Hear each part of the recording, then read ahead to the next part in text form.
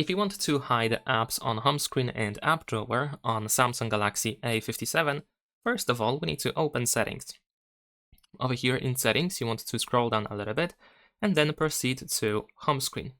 Now here in home screen settings, we should be able to find the hide apps on home and apps screens.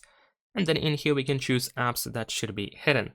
So let's say I'm gonna hide maybe, I don't know, like Perplexity over here.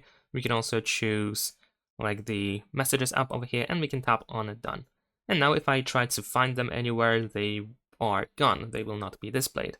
Of course, unfortunately, in the case of Samsung, we cannot really easily access those hidden apps.